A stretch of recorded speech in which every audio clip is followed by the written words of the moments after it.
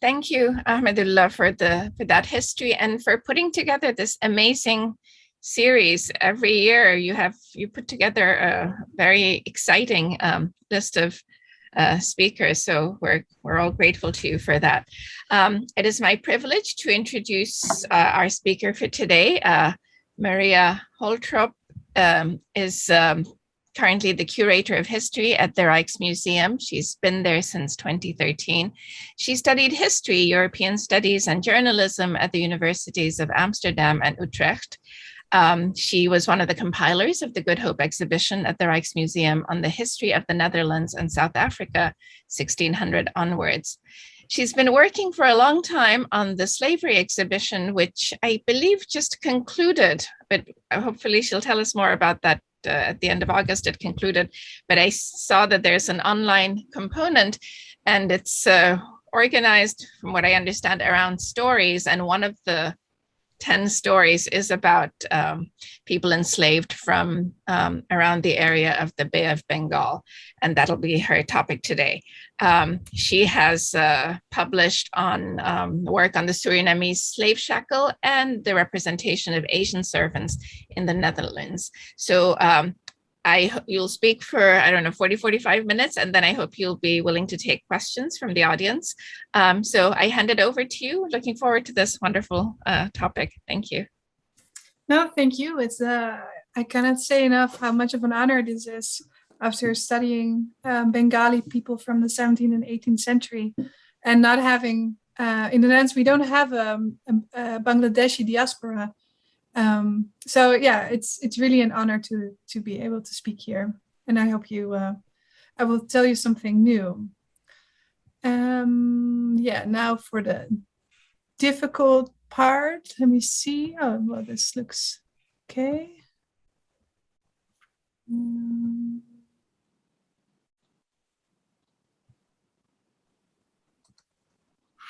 Is everything okay? Can everyone see it? Okay, good. Yes.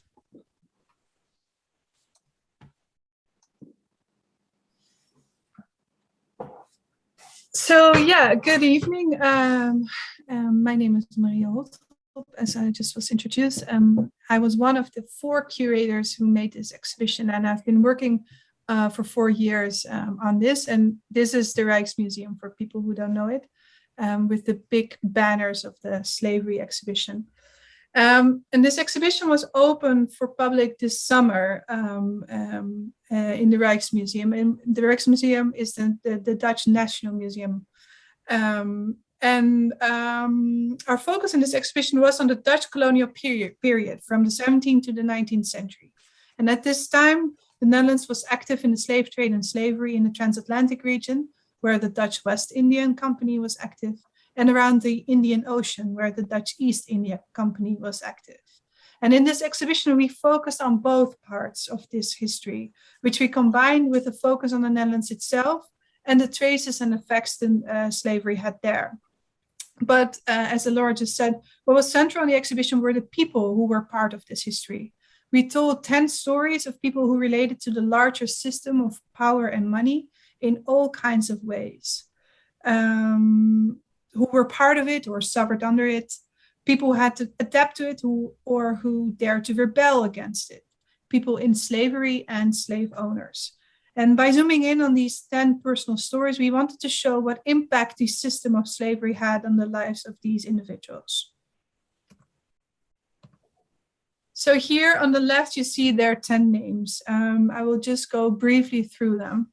The first 5 stories focused on living within the system of slavery. So João was an African enslaved man in Brazil. Wally was born into slavery in Suriname. Paulus was an African servant in the Netherlands. Alpje profited from slavery and was portrayed by Rembrandt. And Van Bengalen are the people from around the Bay of Bengal and who were enslaved there. And I will tell more about them later on. And the second 5 stories were about fighting the system and striving for freedom and equal treatment. Surapati, who is now Indonesia's national hero, was an enslaved servant in Batavia who fought against the Dutch East India Company, but later on became a ruler of a kingdom on Java. Sapali was a maroon woman in Suriname who hid unpeeled rice in her hair as a survival strategy. Tula was a man on Curaçao who aimed to change the colonial system from within. Dirk was a Dutch abolitionist who owned enslaved people himself. And finally, a female freedom fighter from Sint Maarten, Loke. And as you understand, it was quite a puzzle to come to these 10. And we looked for a balance in geographical location, gender, enslaved people, as well as people who profited from the system. And so one of the stories I worked on was the story of Van Bengalen. And although we were asked to choose 10 individuals, I decided to do otherwise and tell the story of a group of people. Because the history of colonial slavery is in the Netherlands mostly associated with the transatlantic world, Europe, West Africa, the Americas. And the Dutch involvement in slavery in Asia and Southern Africa is much less known. And I therefore focused on a group of people that were called Van Bengalen, or from Bengal, an indication of the place they came from. As a group, they show us what different types of fates people in slavery had to endure, and the network that was set up for the trade and it was used to transport them. In this gallery, as you can see here, the walls were hung with paintings of the different territories these people were shipped to. In the room itself, 2 large walls made out of mirrors were put in that gave the sense of a tunnel. Inside the tunnel, there were glass cases with singular objects or documents telling the stories of 11 men and women called Van Bengalen. And the idea of this for this design came to me from a description of the Dutch surgeon Wouter Schoute, who stood at the shore of Pipli in the early morning of the 22nd of January in 1662. And you see the quote under on the slide. And looking out of the river, he saw 10 narrow rowing boats approaching in the distance, and the boats were packed with people. And Schoute describes in his travelogue how these unfortunates, as he calls them, lie sprawled on their backs, bound with nooses around their necks and arms, and can barely move. And I quote, "Anyone can imagine what a miserable groaning, weeping, and heartbreaking whimpering these unfortunates utter. Forlorn people who only days before lived in comfort and freedom were now robbed of everything, tied up and beaten, taken, poor and naked, into slavery. For a pittance they are sold to Christians, Moors, and all kinds of heathen peoples, and so forever separate from each other and scattered across the whole earth." So these boats were piloted by armed men from Arakan, now Rakhine, Myanmar, a kingdom on the east side of the Bay of Bengal. Under the leadership of Portuguese captains, they would travel up the Ganges River, kidnapping the people of the villages along the shore in violent raids, and then selling them in Pipli. This map of the Ganges Basin shows how extensive this hinterland was. No, sorry, that's this map actually. My apologies. How extensive this hinterland was, and the boats were mainly filled with women and girls. The men had managed to escape, and for only 20 rupees or 10 British dollars per person.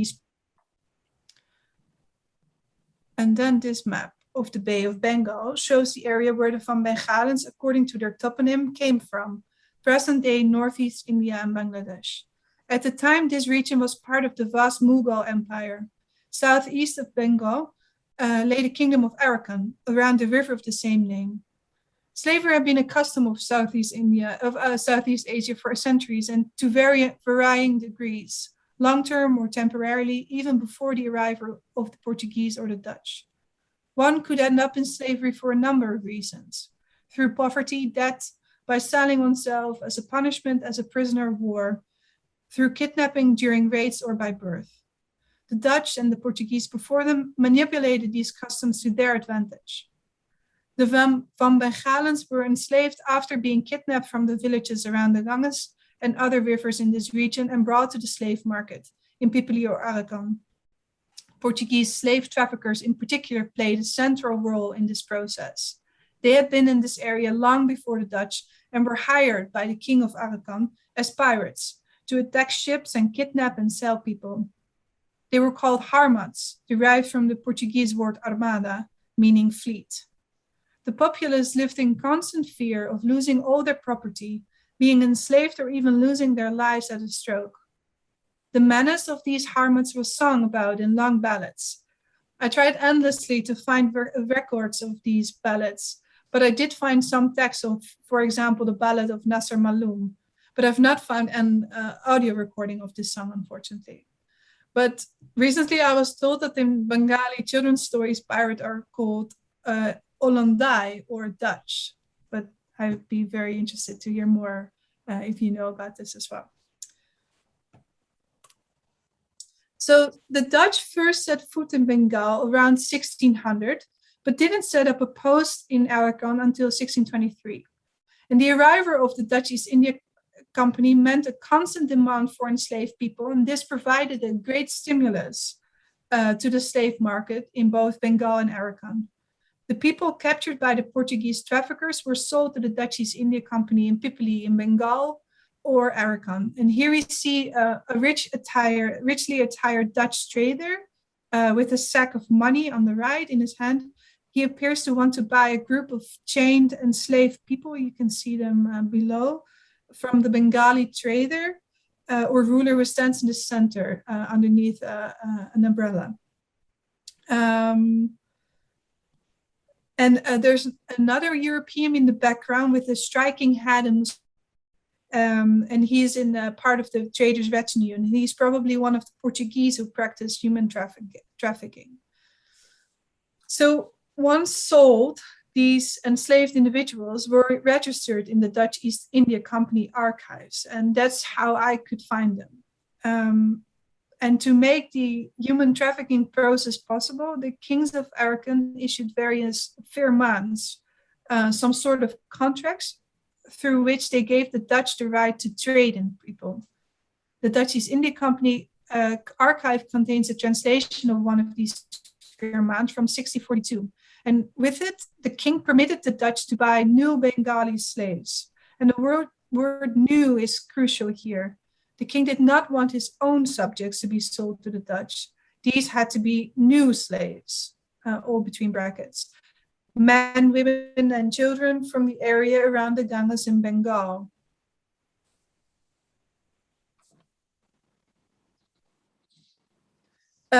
And between 1624 and 1665, the Dutch bought and transported 26,885 people from Batavia, which is nowadays Jakarta on Java, Indonesia.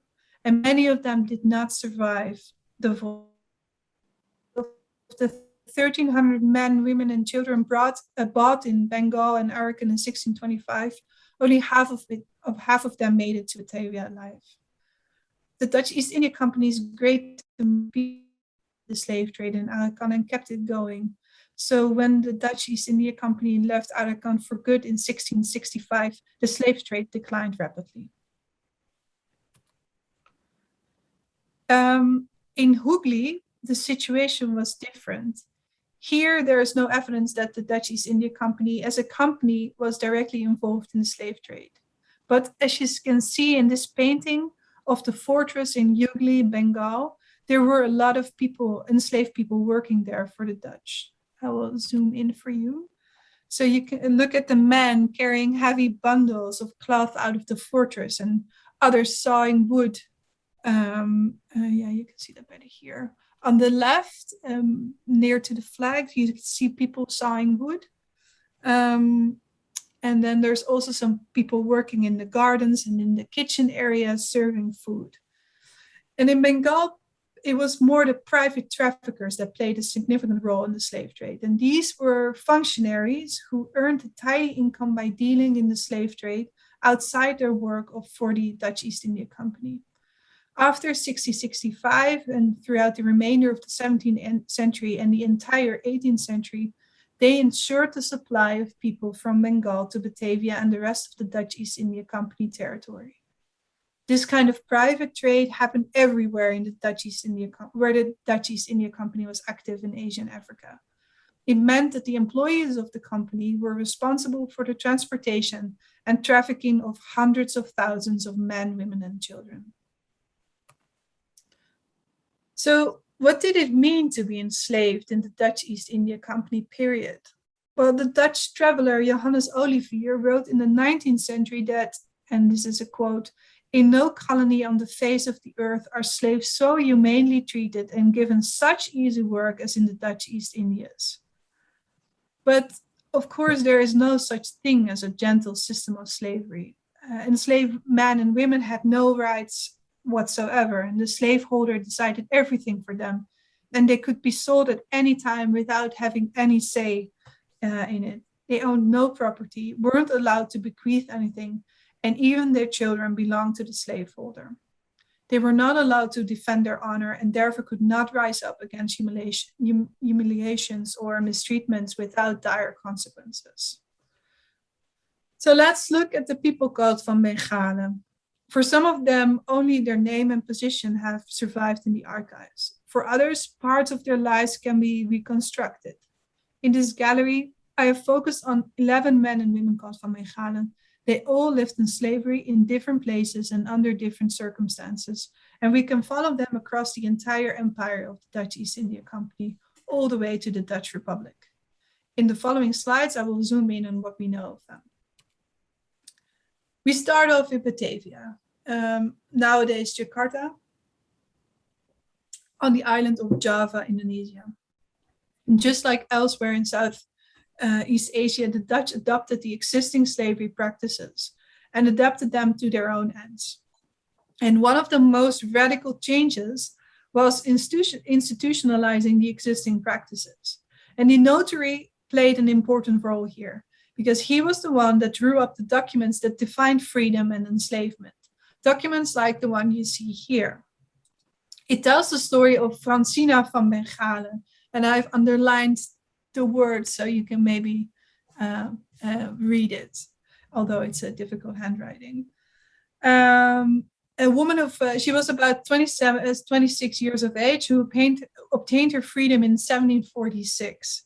And she was set free by a bookkeeper in whose, between brackets, possession she had been until that point.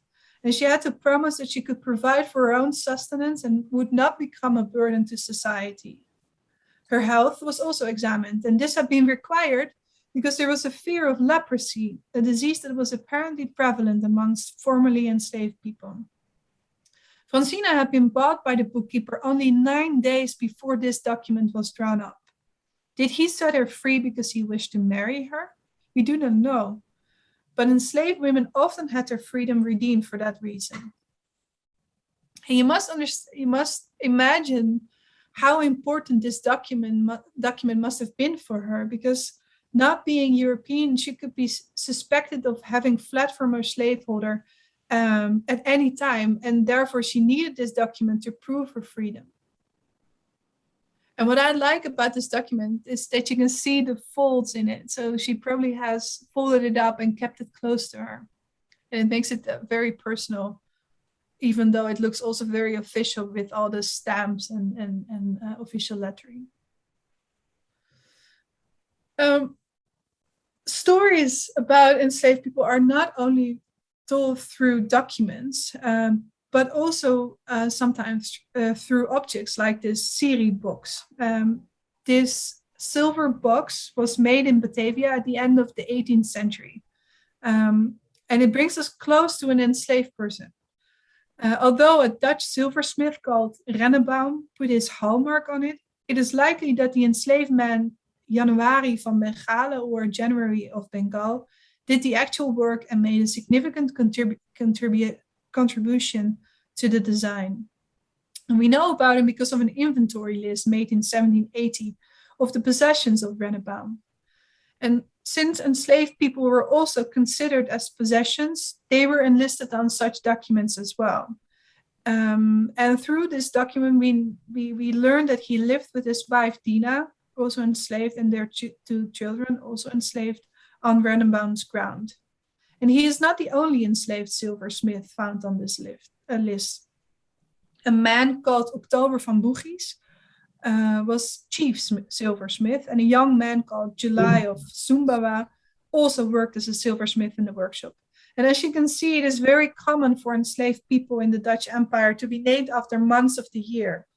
It could refer to the month they were sold for the first time.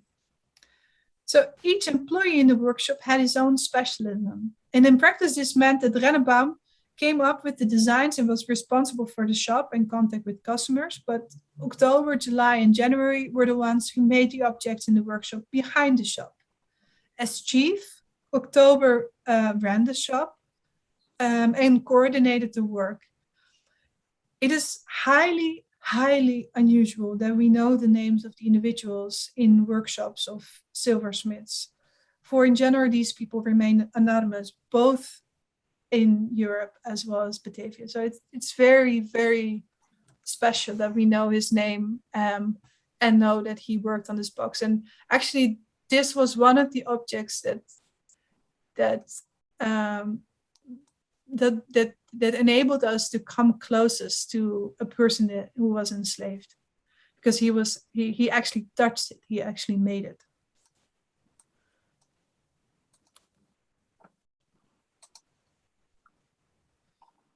So now we move on to the Banda Islands, now part of the Moluccas.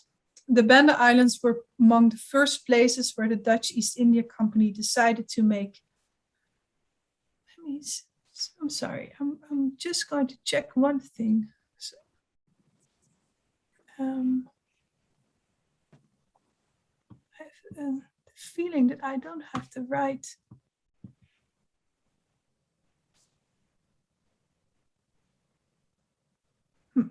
Okay, never mind. Sorry for this. So the Banda Islands were among the first places where the Dutch East India Company decided to make use of enslaved people. The indigenous people of the Banda Islands, part of the Moluccas, refused to sell their nutmeg exclusively to the Dutch East India Company. And in retaliation, almost all the inhabitants were massacred in 1621 under the order of Governor-General Jan Pieterszoon Koen. Subsequently, in order to harvest the nutmeg, a plant that only grew on this island and was therefore very important, a plantation system using enslaved laborers was instituted.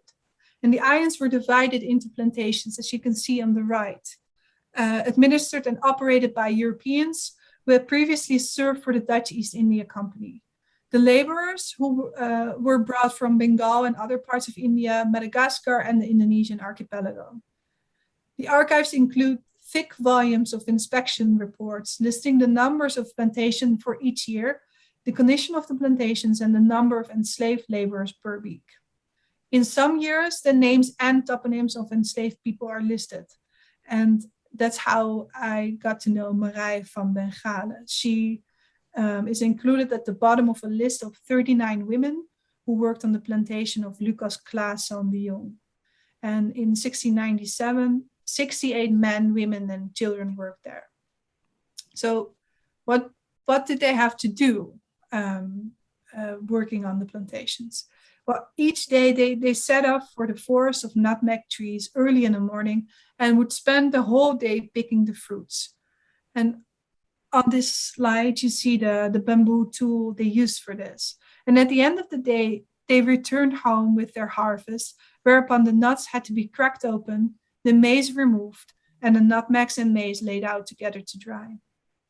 And the work on the Banda Islands is reminiscent of descriptions of plantations in the Americas and how enslaved people were put to work there.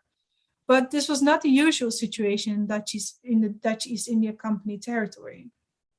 In general, the company bought its spices from local merchants or producers. Banda was the only place where the company itself was responsible for the production of spices. The Dutch East India Company introduced a plantation system within which someone like Marij was forced to work until she died.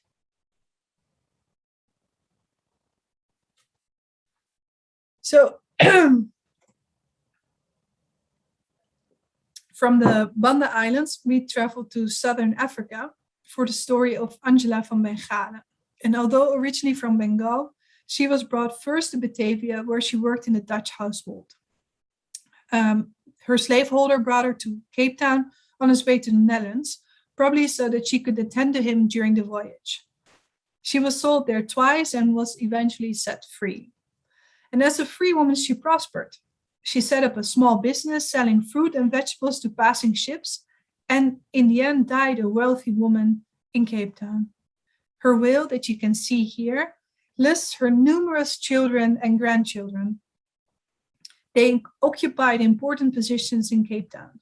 She left them 14,000 guilders altogether, which equates to about 150 euros today. And Angela was the first woman to own land in South Africa. And as a widow, she was independent, played an important role in Cape Town society. In South Africa, she's very well known, and she's considered the foremother of many South Africans.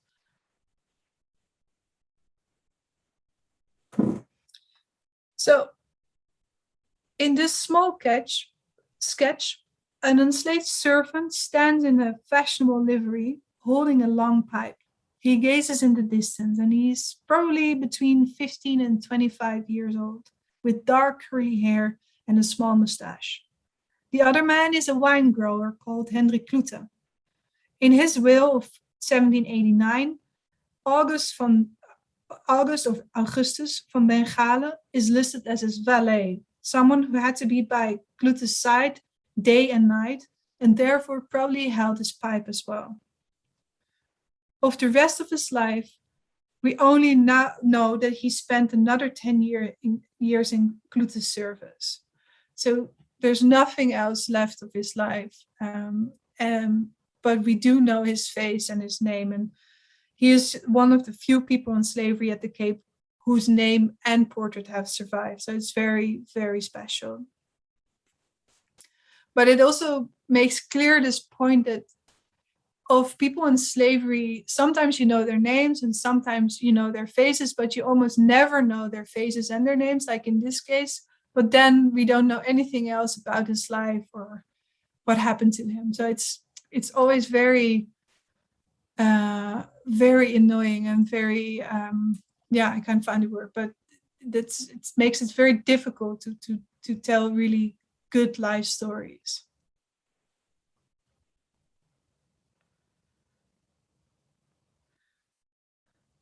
So the Cape, where we are still, was often a victualling station for the ships on their way to the Netherlands from Batavia, as we also saw with the story of Angela. And for repatriates, this was the place where they sold the servants they had taken on the journey. Because in general, it was forbidden to bring enslaved people to the Netherlands, since slavery wasn't allowed there. And special requests to bring back servants were occasionally submitted, however, and sometimes such a request was granted. Often, enslaved servants were brought back clandestinely without the Dutch East India Company's knowledge. A man called Baron van Bengalen, for example, traveled to the Netherlands from Batavia via the Cape in 1689 with Rosette van Sambama and a number of other enslaved servants. And they were brought along by a high-level Dutch East India Company official and his wife. Baron and Rosette were taken to Alkmaar in Holland, part of the Netherlands. And they had their daughter Magdalena baptized there on the 3rd of January, 1690. A little less than 9 months after leaving Cape Town. The baptismal records note that both are Indians and the father a Christian. This is a direct quote. And you can see that I underlined Baron de Bengalen. And underneath there it says de moeder Rosette van Sambama. And the line under there says bij de Indianen de vader een christen zijnde. So this means that Baron van Bengalen had probably been baptized in Batavia and was apparently a Christian. And Baron and Rosette already had a son named Philander de Baron. And he must have been at most 2 years old at the time of the voyage to the Netherlands. And we know of his existence because of this painting. Unfortunately, I didn't really have a good picture of it, so it's a little blurry. My apologies. This painting was made in 1697, and it now hangs in the town hall of Dokkum, a really, really tiny city in the northern provinces of the Netherlands called Friesland. And in this painting, a couple is dining with an unidentified guest, and they are being served by a child of about 10 with black wavy hair. And that is Philander. He stands prominently in the foreground holding a silver platter with a look of concentration. And also, I sometimes think of pride. He wears a gray livery set off with red piping and shiny black shoes decorated with a silver buckle. In the corner to the right, at the back, stands a woman with Southeast Asian features. She is most likely his mother, Rosette van Zambala. She stands out because of her penetrating, somewhat disconsolate gaze. Officially, Asian servants no longer worked in slavery once in the Republic, since this was forbidden by law. But what this meant in practice is not really known. That we are able to trace part of the histories of Baron van Bengalen and Rosette van Zambala is really quite unusual. We do not know, however, whether Baron came to Dokkum as well. Might he have died in Alkmaar, and is that why he is not depicted in the painting? His son's life, the child in the middle, is much better documented. Philander became a chief of police and married a Frisian woman, with whom he had 5 children. And through them, the history of Dutch slavery left its mark in the Netherlands as well. A story that began with human trafficking in the basin of the Ganges and other rivers around the Bay of Bengal, ends with the brother and sister in the Frisian village of Dokkum. Unlike their parents, this brother and sisters were no longer bound by slavery. They were able to dispose of their own lives and own property, and their children were free as well. Their connection with Bengal had now become invisible. Not much more is known about them or the other people called Van Bengalen than what I've just told you. They were scattered throughout the entirety of the Dutch East India Company territory, and their children were given other toponyms referring to the place where they were born or sold. As a result, their origins could scarcely be traced any longer. But who knows what Bengali songs were still sung at home as they were rocked to sleep, and who knows what stories they were told and went on to tell their own children and grandchildren. Thank you.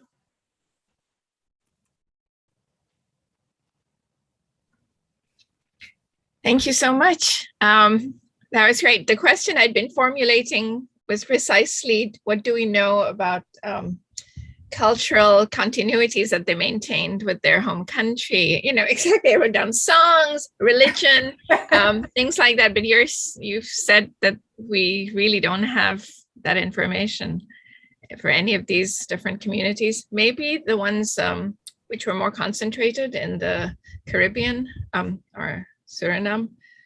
Do we have that kind of information about cultural reproduction in any of the Do you mean specifically of Bengali people or in general of people in slavery?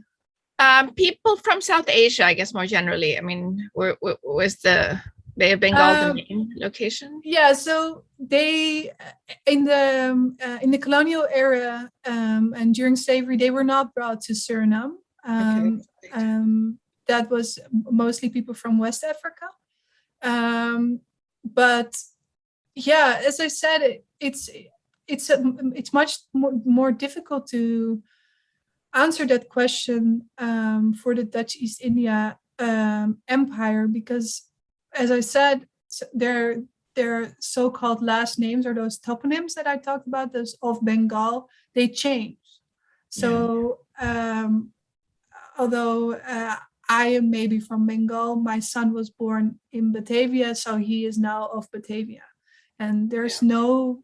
They don't know. You don't know anything about heritage or links. Right. The only difference where there is more of a community is in South Africa, and there is an Islamic community called Cape Muslims who have a slavery heritage and have also features of South Asian or Southeast Asian people. So there it is a little bit different. But for example, if you would have been brought to Indonesia, you would blend in sort of easily with the rest of the people. So you wouldn't stand out as, for example, an African person would in Suriname. So yeah, there's all kinds of answers to give to you to this question. No, thank you. It was just something that occurred to me. Okay, so there's some questions in the chat. And while I read through the ones in the chat, we'll start with the people who put their hands up. So Vink is what's on the box, but please identify yourself for everyone and go ahead and pose your question. Hi, my name is Marcus Vink. I had a question or a comment about the toponym. The toponym may not necessarily refer to the origins, the area of origins, but could also simply be the last port that they were sold at. So that there is a little... That's true. Yeah. Okay. Yeah, I didn't want to complicate it any further, but yes, you are of course very right. And in the exhibition, I did make that distinction. There's very interesting research being done into molars of enslaved people that were buried in Cape Town, and through the molars and how they have been, what they are made of.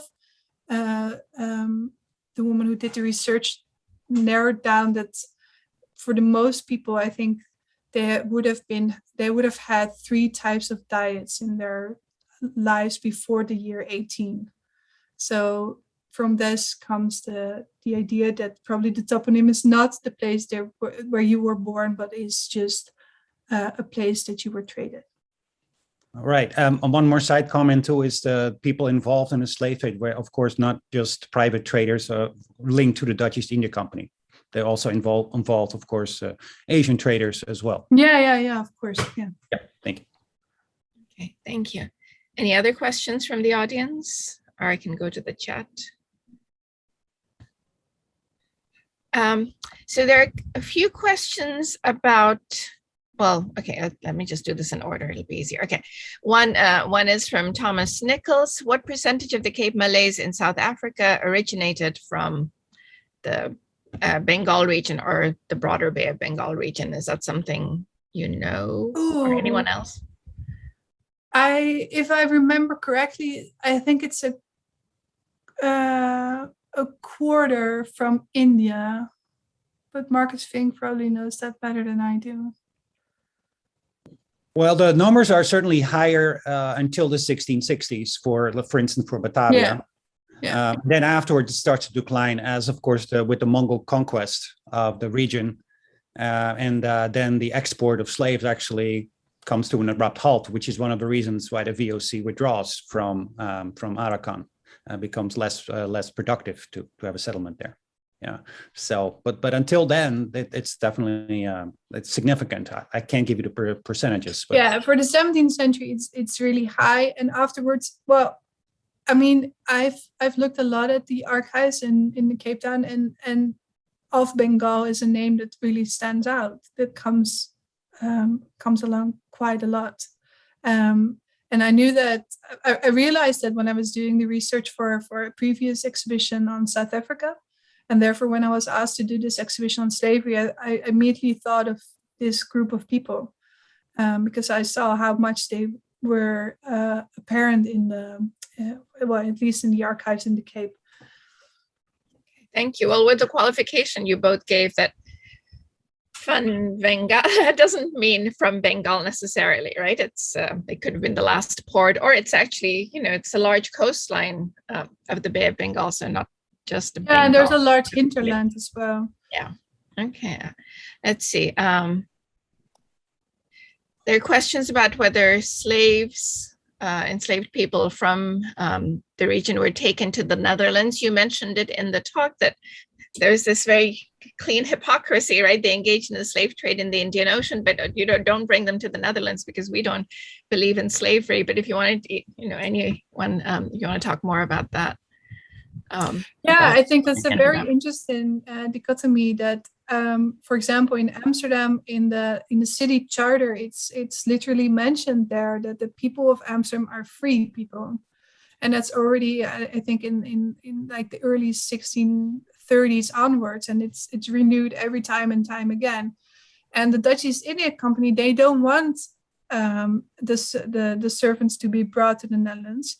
So they don't allow it. And they keep renewing this law over and over again, which means that the law wasn't followed or the rule wasn't followed. If you look, there is this fantastic genealogical website in the Netherlands called Who Was Who. And you can research all the archives that are online on names. So if you look on names that are toponyms, they keep on popping up, and they have been buried, married, or baptized in the Netherlands, and there's literally hundreds of them. So that's but it's still not a really well researched topic yet. Sorry, can I just ask on that point? So were the Dutch East Company, were they taken to court in the Netherlands for indulging in slavery, or anyone else in Netherlands? Not the Dutch East India Company. There are actually a couple of really interesting cases from the Dutch West India Company, where people who were brought from Suriname went to court and made their claim that they were free now. Now that they had set foot in the Netherlands. And there's a couple of court cases, and in the end, even the rule gets changed. And I'm not really sure, again, because it's been a while since I studied that. But I think that the rule became something like, if you had been less than a year in the Netherlands and you would be brought back to Suriname, you would again be enslaved. So you would just have your moment of freedom in the Netherlands, and then once you got back, it was all reversed again. And it shows how all these rules are always only thinking of the enslavers, because the slaveholder is losing his property in the Netherlands, because that's what an enslaved person is to Dutch law, or at least Dutch colonial law. So to be clear, the concern was that if you brought an enslaved person to the Netherlands, they would automatically be freed, and there would be loss of property. Okay, and then, but you gave the example of the mother and children in the painting at the end who continue to be servants, and maybe their enslaved status or origin was sort of kept quiet. Okay, yeah, interesting. Yeah, Ahmedullah has a question. Just a bit more clarification on this Bengalen thing, right? Wing mentioned that it doesn't necessarily mean that they were originally from Bengal, right? But my understanding so far is that the Dutch did not get slaves directly from Bengal.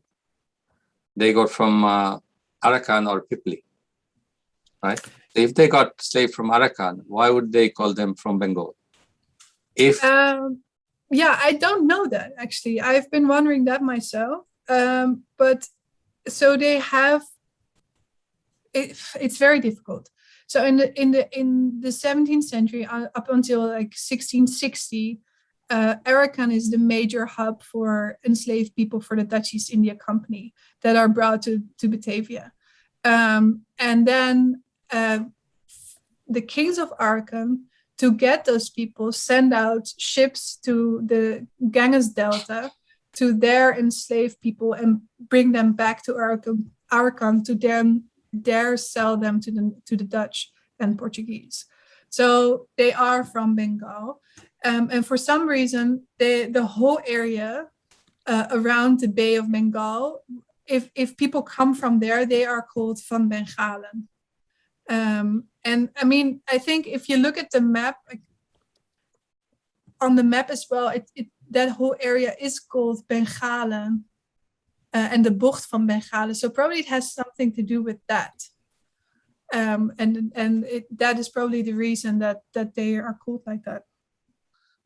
I read an article where this particular author, she names, the first ship and the last ship to actually transport slaves, from Arakan.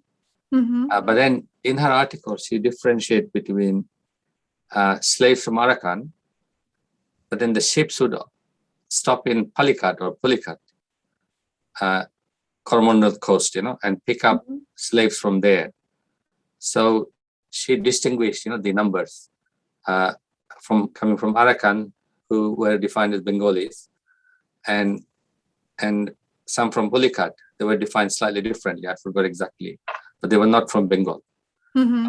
And she said that the last slave ship took place 1665, right? But I think the one of the image that you showed was buying slaves from Pipli, right? Much later, than 1665. No, it's So around the same time. Yeah. Actually, Okay. that one is. So did they stop buying slaves from Pipli as well after 1665?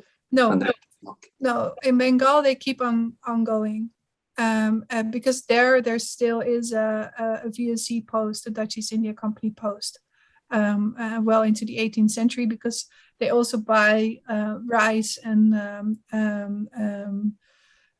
opium and fabrics there, and therefore there's a lot of VOC officials there, and they traffic people themselves as well.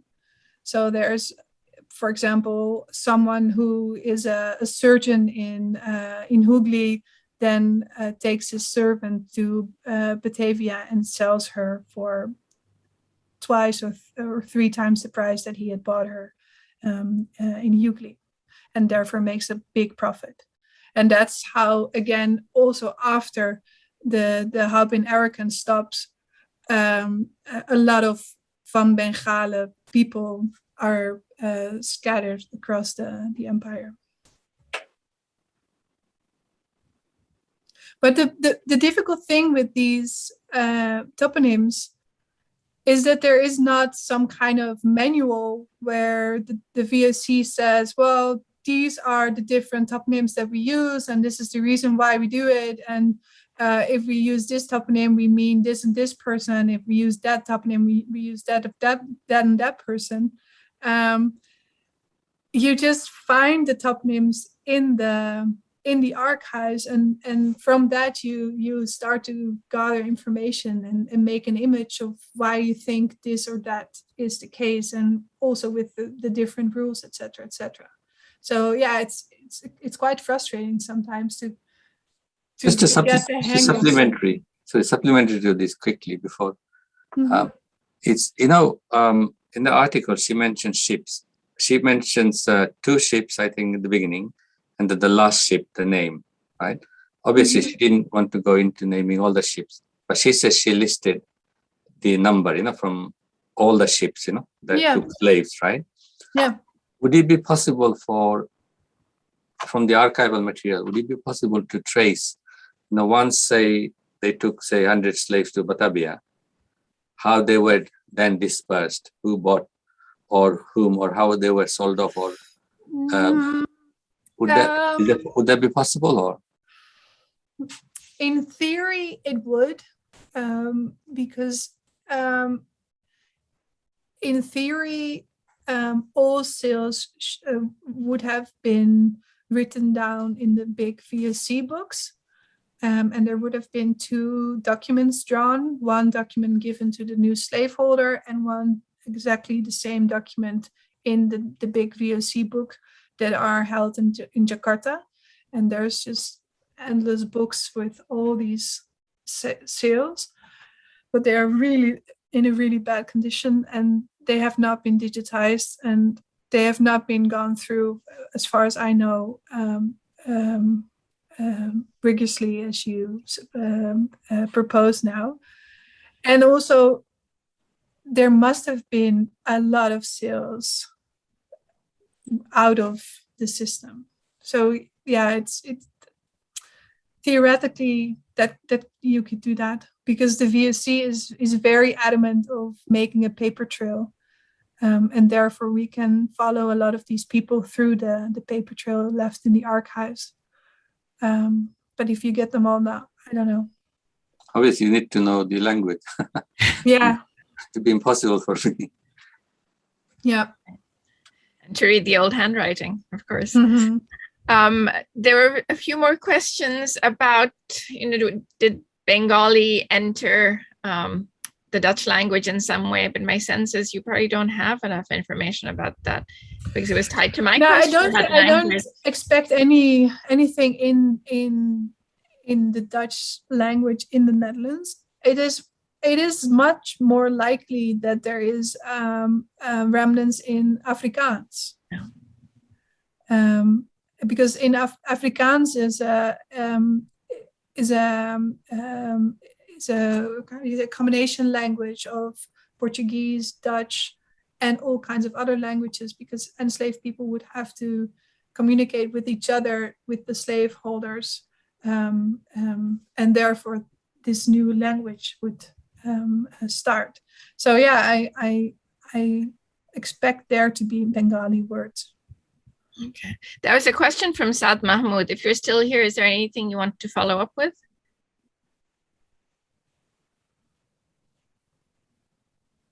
Okay. The question about the language. Okay, Naesh had his hand up earlier. Please go ahead. Yeah, hi, thanks. Is it possible, I mean, two things. Was the Dutch slave trade very, very different, or how different was it to the transatlantic slave trade of the British, or the British colonial time?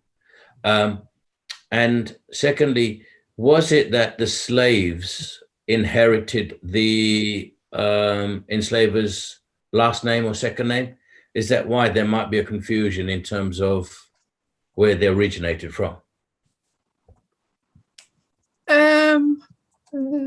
That's a big question. To start with your first part,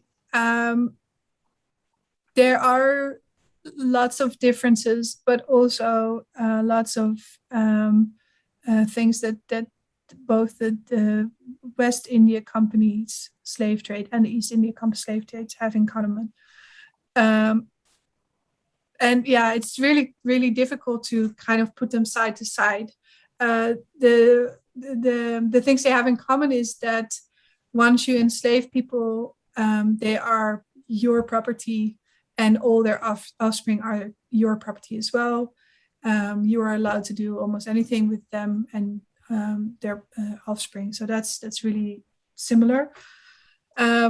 Plantation system is much more common in the West Indies than in the East Indies. But as I've shown in the Banda Islands, there are some plantation situations, but it's quite different from the Americas.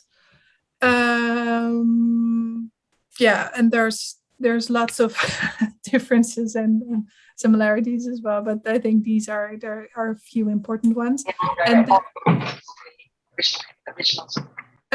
And then for your second part, later on, okay, so the problem is with the Dutch East India Company is that it's a vast empire. So if you ask me like a big question that like you've done, I have to start to think, okay, so how was it in India, how was it in Indonesia, how was it in South Africa? And there were all kinds of different traditions and different customs. But the tradition of getting the name of the slaveholder, as far as I know, is much more apparent in the Americas than in Asia and South Africa, where the toponyms are much more prevalent. And why that is, I don't know. Okay, thank you. Sorry. I wish I knew that. I wish I had the answer.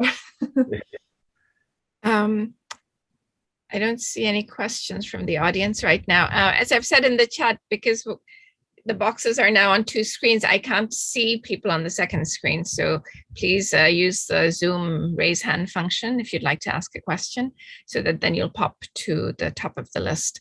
Let's go back to the chat.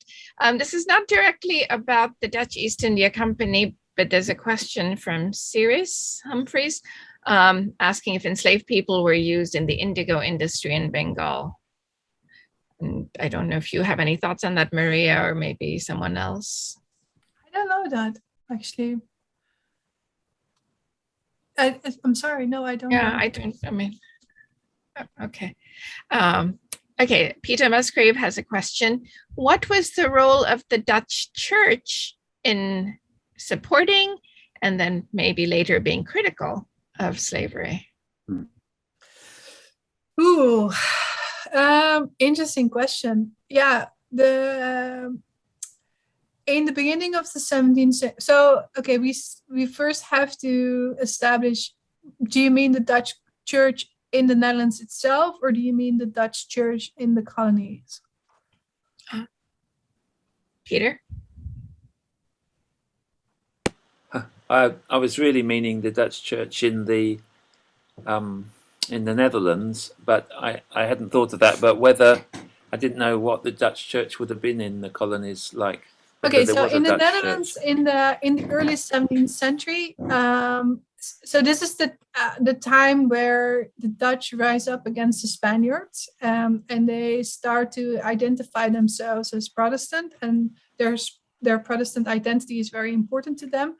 So in the beginning of the 17th century, in the beginning of the Dutch East India Company's establishment, it's not very clear that the Dutch also want to participate in slavery and slave trade. There are governor generals that oppose. There are people of the church that oppose and that are saying, well, that's not something that we Protestant people do. It's more of those papist or Catholic people like the Spaniards and the Portuguese. That's more their custom. And then later on, once they realize that labor is quite expensive in Southeast Asia, and the people on the ground, so to say, are saying, well, we really need more hands, we really need more muscle if we want to build fortresses, if we want to fight off the Spaniards and the Portuguese. We want to do as they do. We want to enslave people as well, because it's really the way to go. They also say our people don't work as hard, and they really don't do well in the sun, and they drink too much. So slowly but surely they start to change. But in the church itself, for a long time there are some counter voices that say, for example, one of the counter voice that I found interesting was one of the 10 commandments is you can't steal, so therefore you can't steal someone, and therefore you shouldn't enslave. But yeah, they're after like 1650 or 60, they're not very much heard. And then the role the Dutch church played in the colonies is one of how to say that? They play an important role in I can't find the word. Making them part of society,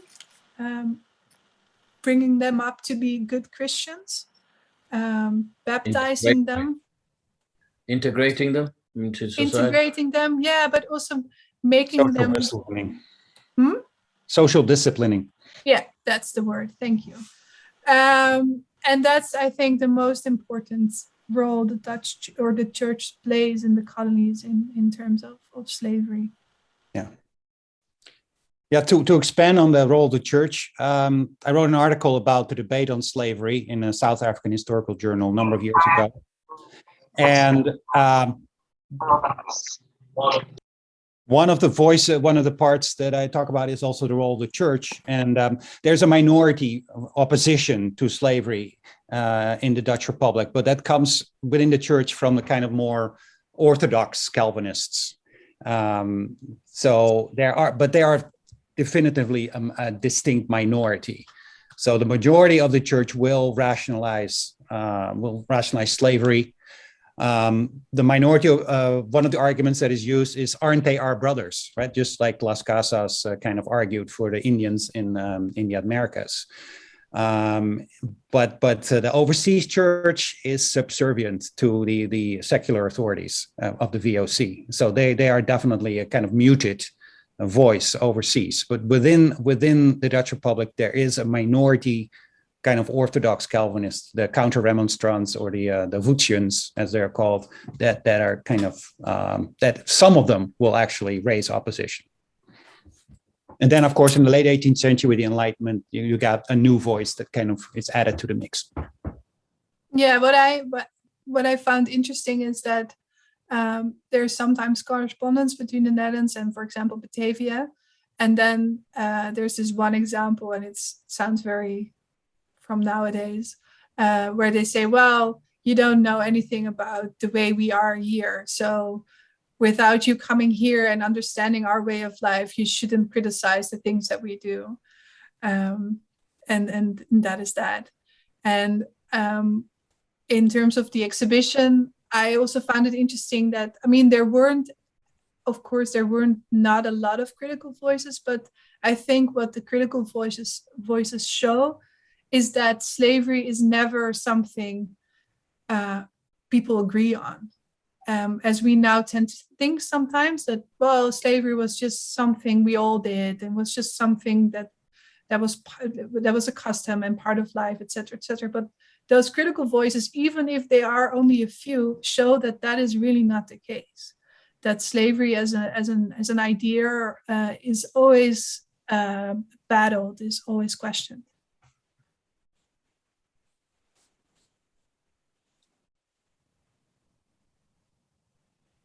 Repeat. Thank you. Anjana Singh had your hand up earlier. Do you want to come back? Yeah, well, I would like to ask. I'm just getting a little bit of water, but I'm listening. Okay. Ahmed, before you, there was Anjana Singh had her hand up, but then it went away again. Yeah, go ahead. Hi. Oh, wait, sorry, you should wait for Maria. She'll be right back. I'm back. I think she's there. Maybe Anjana asks first. I come back. Yeah, Anjana, please go ahead. Thank you. I just had a few comments and thoughts on various points of discussions, and one on tracing the slaves that left the Bengal region. Because they were very quickly given a Christian name, it's almost impossible to really trace who these people are and exactly which part of Bengal, the Gulf of Bengal, they come from. So maybe later on, if they have written some records, or they say something about a village they come from, or a name of their parent or something, father, then it is possible. But usually all details are lost very quickly. A lot of slaves, boys and girls, were abducted when they were very young as 6-7 years old. So again, then the memory that they have by the time they are 20, 21, or thinking about where they come from, if they are asked, that memory is also lost. I'm not very sure about the name Van Bengalen, but my guess is, and maybe Marcus should correct me on this, is that it is the shipping routes of the VOC was such that there isn't a direct shipping from Arakan to Batavia. The ships would end up going to Hooghly, and from Hooghly either connect directly to Batavia or via Pulicat then on to Batavia. And therefore, then this name Van Bengalen for all people who are finally being registered on a VOC ship as a slave heading towards Batavia. So, and here, that's an interesting comment, but Arakan is one of the few, and maybe the only one of the VOC posts where slave trade isn't actually commodity mentioned as one of the things that the VOC do there.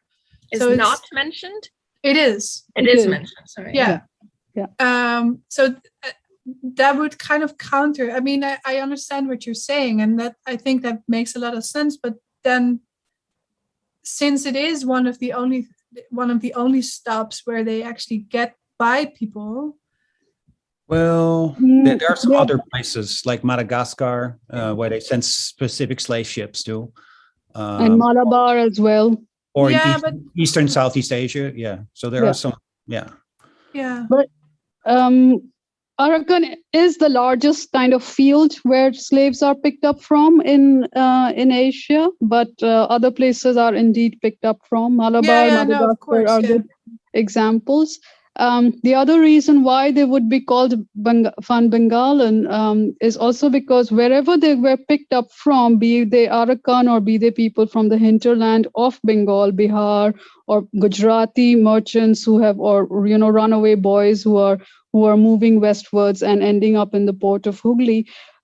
Smallpox was a major problem for the VOC in the slave trade, and all the commodities, boys and girls who were picked up for slave trade had to be very thoroughly checked, put in a quarantine, and then approved to get on a VOC ship, because if they brought smallpox to the ship, then it would really cause a lot of damage and a lot of trouble to them. So, and you see that they constantly complain, the VOC complains that getting boys and girls is not a problem, but ensuring that they are smallpox free is a major problem. And that's why, the getting onto a ship from Hooghly, where they have the infrastructure to quarantine them and then put them on a ship, plays quite an important role. So these were just some of the running thoughts and comments. On the indigo, there was a question whether slaves were used for plantations. The VOC or the Dutch in India didn't have plantations, so they traded in commodities, and indigo is, of course, one of them. And slaves or enslaved people within the Indian community, members of the very low caste, are, of course, enslaved and used for the entire indigo production, because the demand exponentially rises with the coming of the Dutch and later the British.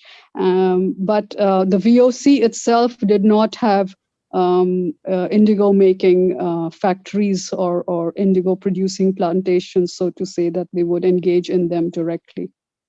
But there is enslavement of people involved in the production of indigo, which the VOC is buying. Thank you so much. There's a question about opium. Did you talk about opium? This is from Naomi Caligaro. Could you please explain further about the buying of opium? No, I don't. Sorry, it's not my expertise. Okay, so we'll move on. There is a longish question from Niti. I may have missed this during the talk, so apologies if this has already been covered. In the UK, it was quite common for merchants to be investors or traders in a number of different companies. For example, East India Company, Royal African Company, its successor forms, Bank of England, etc. Was this the same case for Dutch traders? And what were the most common companies they invested in? And how simple is it to trace the trading interests crossing over? E.g., cloth brought in on East India Company ships from India, then found its way to Africa to be used in the slave trade, and some of the same investors involved. So I guess the connections between the different. Yeah. It's very similar. I think to the British, in the sense that if you look at the West India Company and the East India Company, which were the most important ones, there's a lot of the same families that invest in them or are directors.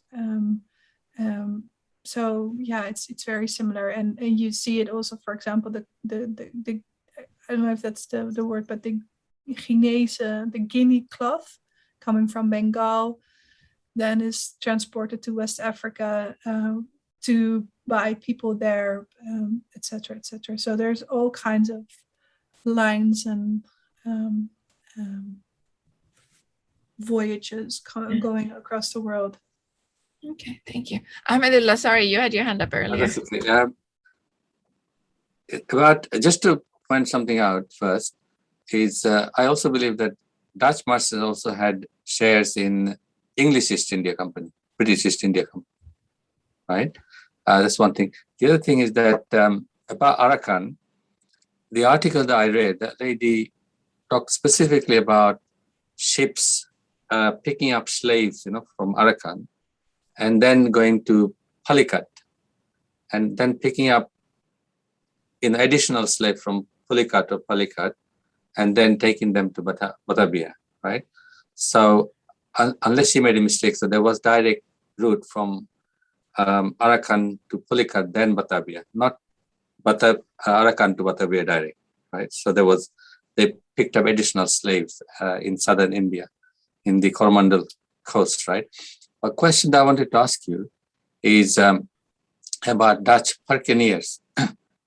When the plantation Dutch, taking over and doing it themselves, right? Yeah, after the massacre, what they call massacre in 1621. Who was organizing the plantation? With the Dutch East India Company, or did they already have Buccaneers that they already gave land to? And when the Dutch took slaves or contract workers, did they sell them to the Buccaneers, or what was the kind of like the contract? And the other thing is, Buccaneers, right? Did they marry Asians and some slaves, or had only Dutch wives and concubines, or how did it work? No. So the Buccaneers are Europeans or Indo-Europeans or former enslaved people that have been freed. So it's a mixed kind of people. They were in the beginning contracted by the VOC and then would have been released from the contract and then started to do this. Research has shown, I think, that a lot of the Buccaneers married indigenous women because they had the knowledge of how to deal with the berken or the gardens. And so through those marriages, the knowledge was maintained. And if I remember correctly, everything they needed had to be bought from the VOC.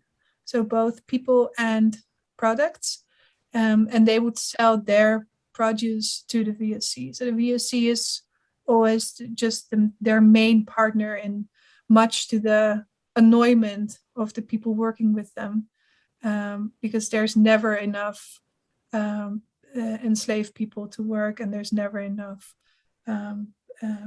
things to work with.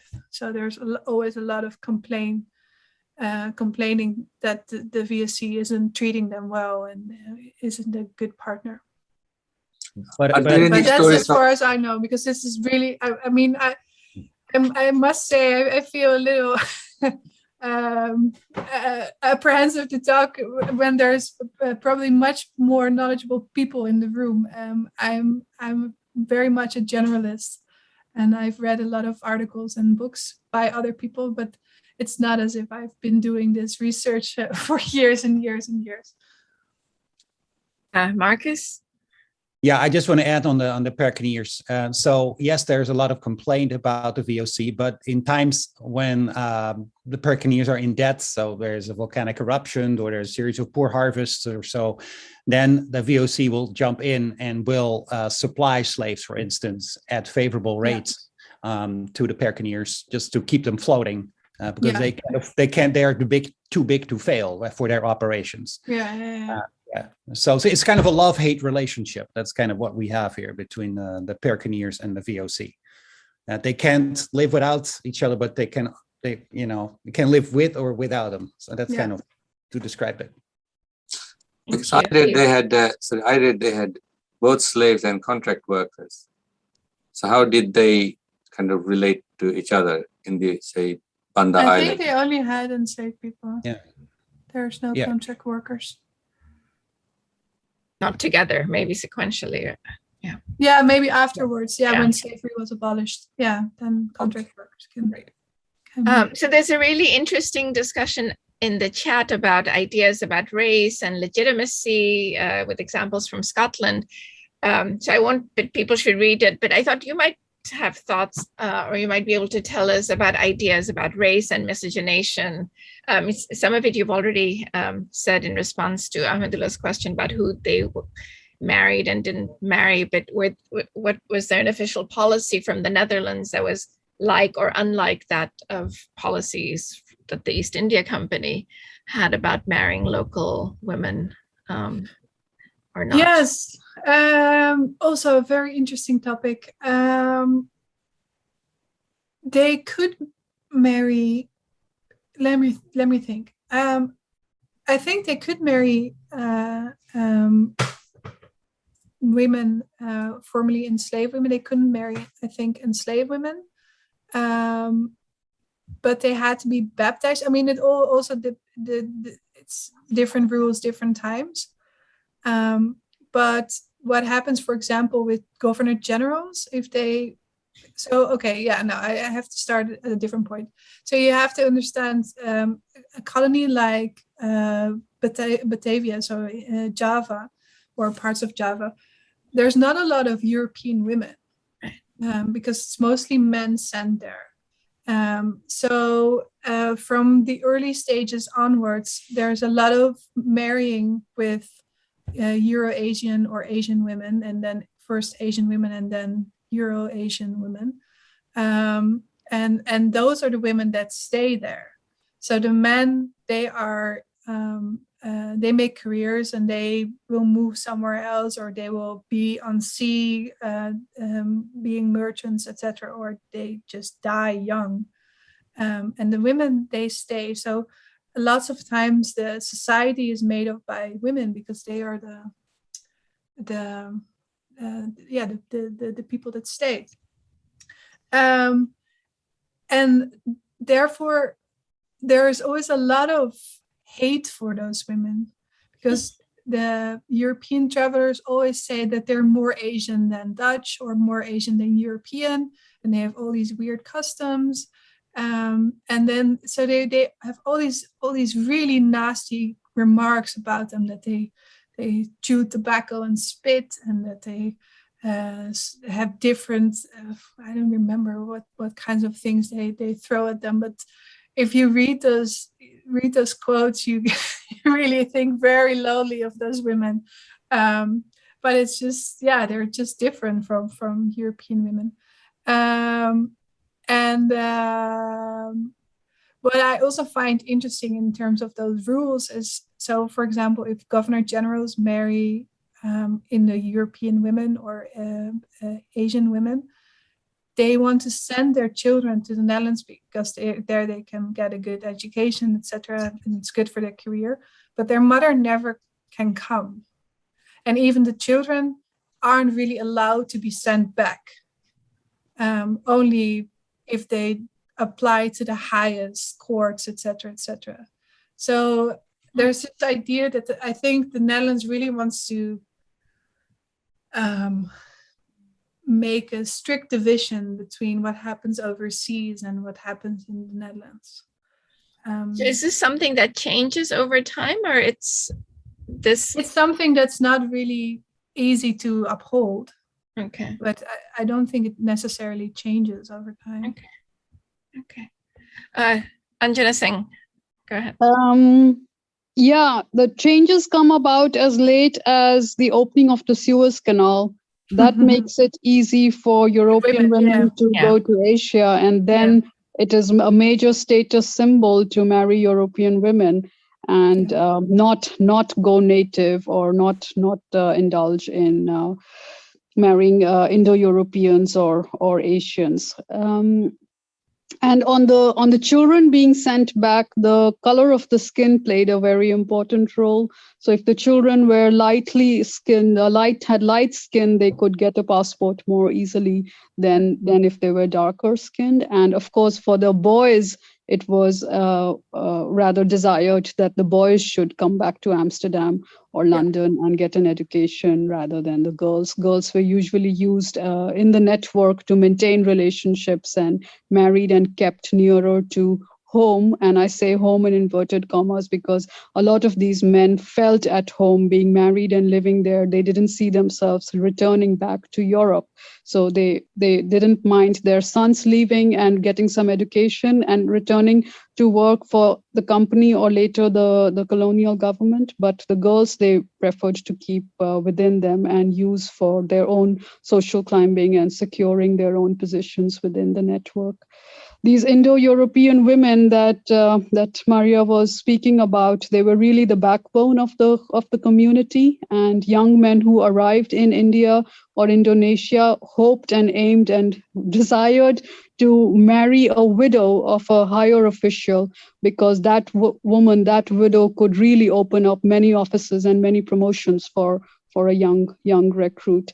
And these women are the ones who provided a social and economic network for the young men and provided the circles in which to move, by which they could ensure quicker promotions to move up the VOC ladder. So they played a very important role in the working of the VOC there. So there would have been no prohibition from the VOC on these marriages taking place of Dutch young men marrying. The prohibitions were there on paper only. In practice, it didn't work. So on paper, even for the recruitment of VOC officials, it was important that they should not be criminals, not be bankrupt, and be of the Dutch Reformed Church. But in reality, that was not so, because many Germans of the Roman Catholic background ended up boarding the VOC ship and going to Asia. And then again, when these men went to Asia, there were not any women of the Dutch Reformed Church waiting for them over there. So the only women that were there were the Indo-Portuguese women, who were all Catholic. So these men had no option but to marry these Catholic women in Catholic churches outside the fort, and then register these marriages in the Dutch Reformed Church within the fort area. And since many of these men were of Catholic background and of German background, they didn't mind at all marrying Catholic women or of Indo-Portuguese background. So there was this whole shadow religion that was going on, and it was practiced. And the VOC was very aware of that, but they just had to turn a blind eye, because young men from these marriages were recruited locally and kept the company going for a long time. So they couldn't really say much. So the best thing was to turn a blind eye to these Catholics and just let them be. But the chances of a Catholic reaching a very high office of a governor general or something was very, very low. I can't recall one at the moment, but in Asian-born men did reach high offices by 18th century, mid-18th century. You did see that it was not all European-born men who reached high offices, but Asian-born men as well. But for Roman Catholics, it would be difficult. But they did fairly well for themselves in terms of making money and having a good life. Right. Thank you so much. Any other questions or comments? I don't see anything new in chat. And I don't see any. Okay, well, just a lot of thanks, Maria, in the chat for a fascinating presentation. Looking ahead, where do you think the study of enslaved people, of people enslaved by the VOC could go? I mean, one is within the bounds of reality and what's available, sources, and then other, like, ideally, what would be nice to uncover that could, give a fresh perspective on this topic?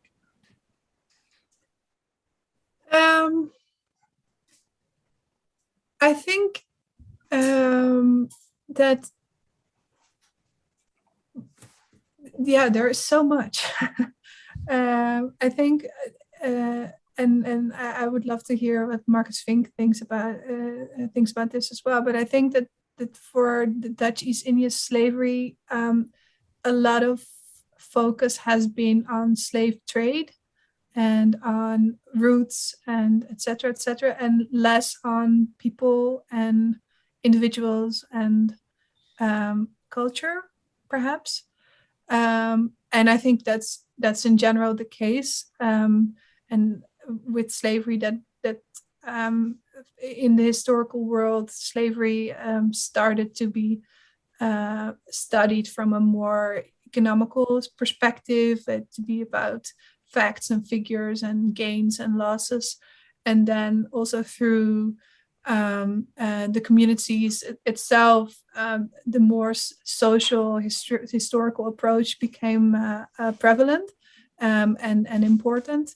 And I think for the Dutch East India Company, there's less of those communities, so there's less of an appeal from that side. But you do see, I think, the same kind of things happening, and I think very importantly so.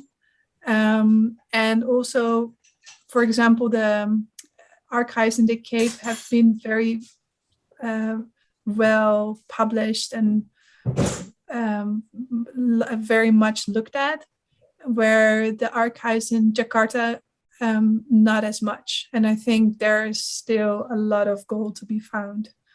And hopefully it will be done soon, and it will be digitized soon, because as I said, the state of the documents isn't really great at the moment. And I think just in general, digitization will bring a lot of changes, because that really democratizes the process, and everyone can ask questions to the archives, and not only historians that know how to read the documents and have their own agenda and background, but just people in general. So I think that will, I'd be very happy to see what new stories will then emerge. Yeah, I guess, yeah. So one major initiative that is going on right now is driven by the International Institute for Social History in Amsterdam, which is similar to the slave routes for the Atlantic. So there is an attempt to recreate the voyages of slave ships, which has a number of challenges that you won't face in the Atlantic. So I think it may be possible to some extent to do that. And then, of course, there's also private researchers that are looking at the slave transaction registers and to recreate the individual lives of slaves. So there is definitely some exciting stuff going on, and plenty of material that is still left to be researched, especially Batavia. And some researchers have looked at the Indian transaction registers, for instance, from Cochin and the Malabar coast. So there is some, although it is uneven. So the material is uneven. That's one of the challenges. Okay, thank you. Anyone else? I think we have other specialists here. Any thoughts on next steps? I'm just imagining the next time you do a version of this exhibition, like what would be nice to be able to include in the future. We do have more questions, and we have time, right, Ahmadullah? We have until Yes. Okay, there's a question about reparations. So reparations have been big in the US now in the discussion, reparations for slavery. Has there been anything similar to that in the Dutch context? Saad Mahmoud's question is about any states that have profited from the slave trade. So that's a good chunk of Europe right there. But you can focus on the Dutch story. Is there a debate? There is debate about it. I'm very, very, very happy to be just a simple museum person that can stick to informing people and giving them my 2 cents and not having to be part of this discussion, if I'm really honest.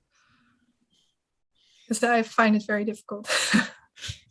And then Peter Musgrave had a question about, the effects. It's tied to reparations, I guess, for the economy left behind. How far do you think the effects of slavery by Dutch East India Company? What were the effects of slavery by the VOC on the local economy and on the destruction of the local economy and culture of Bengal? I would love to know the answer, but I don't have it. So it's a very good question.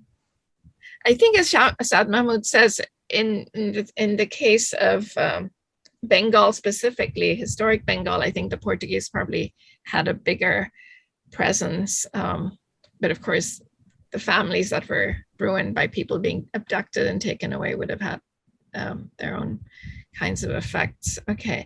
Have any of the experts here come across acts of resistance as in similar to the Caribbean revolts, working, work slowdown, etc.?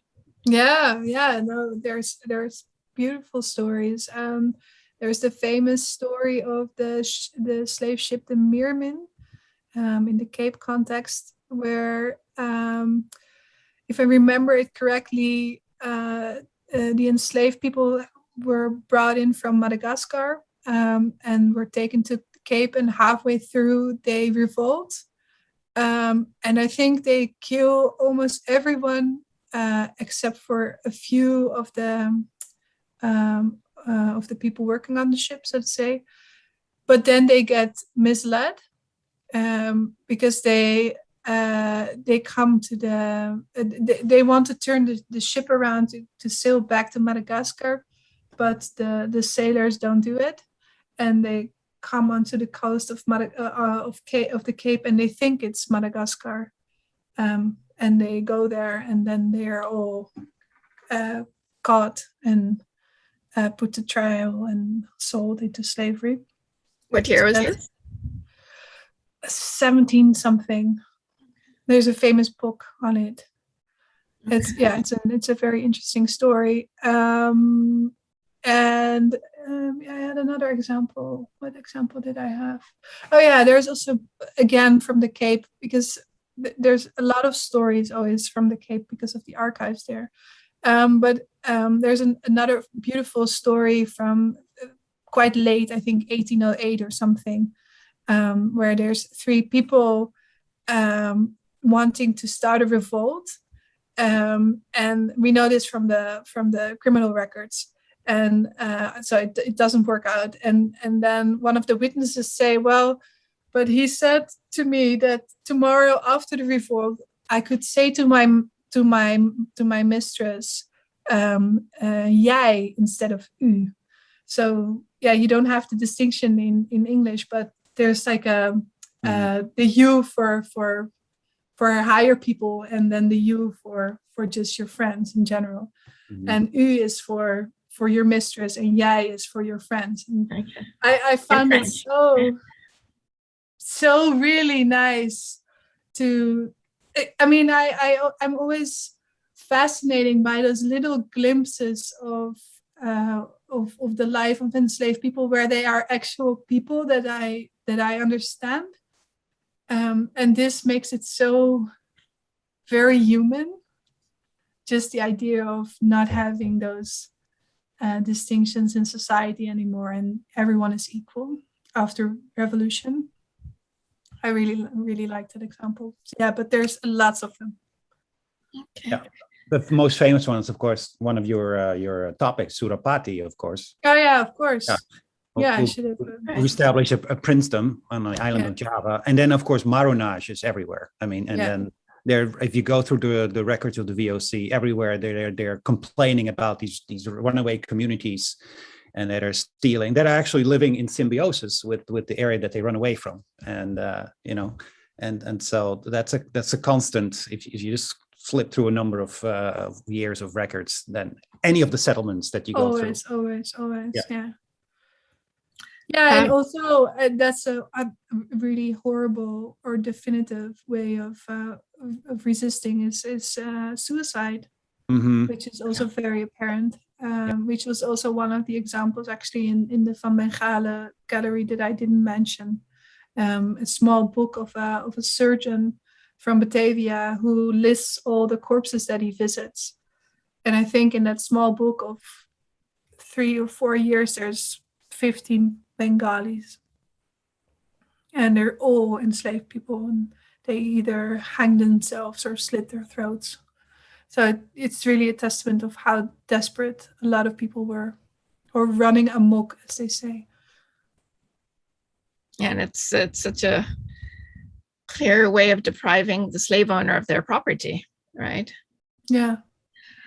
So not to put you on the spot, but since you reminded us that you were in a museum, I have to ask you about the role of museums and all the treasures they have from the colonized world. And you know, what sort of discussion is happening in the Netherlands about that, for example? I remember visiting the Toponyms Museum many years ago, which I found really fascinating, but you know, with the Rijksmuseum, of course. I'm not part of it, so I'm not good at the specifics of it. There's a big debate. If I recall correctly, there's now there's been a commission that has said everything needs to go back, and we as a museum we comply to that and we agree. So what we do now as a museum is research our own collections to see what kind of war booty in the broadest sense of the word there is. And we are working together with people from the specific countries. So Sri Lanka is important, Indonesia, of course, and a couple of others, to establishing what the heritage of the specific object is and who it should be returned to. And I think everyone can now make a claim. The difficult thing for us, or maybe it's not a difficult thing, it's actually more of an easy thing, is that the Rijksmuseum doesn't own its own collection. We are the keepers of the state collection.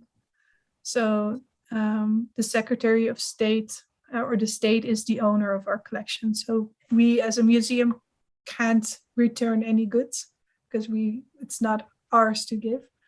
But that being said, the whole idea is to return everything where it should be. So the negotiations happen at the state level. You're simply holding and packing and shipping as needed. And researching. And that's the most important part. Right. Yeah. Okay, thank you. Okay, so any other questions, comments, thoughts? Okay, shall we end, Ahmedullah?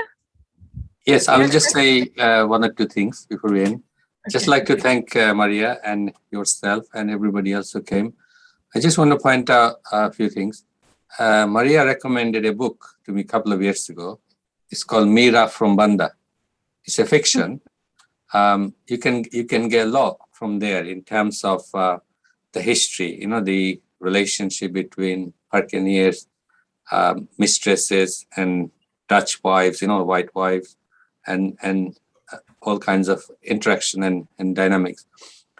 Recently, I saw two films on Netflix. You know, one is called Kartini, Princess of Java, right?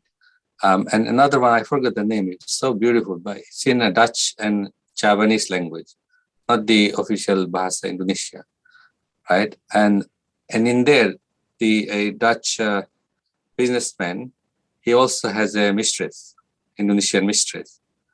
And then there's all these complications later on when he dies about ownership of lands and the relatives in Holland, in the Netherlands, are forcing the children of this woman to go back, and the mother has no right to prevent the children from going back. So there's lots of if you watch this carefully, you can get some understanding of the laws that operated during that time. I will try and get a name of the Netflix film. It's also very beautifully done. It's very beautiful to watch as well, and you can get a lot out if you're interested in understanding a bit more about the way the Dutch kind of operated, how things worked under the rule. Yeah. There's one documentary about Eva from South Africa that is also extremely informational, and where they kind of debate is about, was she actually voluntarily joining the household, or was she kidnapped, and then the whole discussion, of course, that follows afterwards. So that's and was she raped or not, or like as a possession, as a slave, was she kept by the household of the Van Riebeeks? And so that's also, I could recommend that. We can't hear you. I would it's more academic, but my colleague Carrie Ward has done a great deal of work on forced migration in the Indian Ocean with the VOC. Maybe if people send their lists of books and films to Ahmedullah, you can send out, since you have the list of all the registrants, like a little bibliography for follow-up study for people who want to know more. Is that possible? I did go to the Banda Islands, 2019. Yeah, you did. Yeah. It was amazing. I also went to Ternate Tidori, just trying to understand. But Banda was fascinating, but it's more difficult to get to. And the people are so lovely, and you get even in small island Ternate, you get 5 forts, right? It's so small. So, you can imagine what happened, all the power plays and so on. And Banda was really a beautiful place. I was actually trying to, you can see that people are mixed, from mixed races. Some people look like Indian, Bengali, and, Southeast Asian mix. I also read about, some of the slaves, original slaves, not the Indian.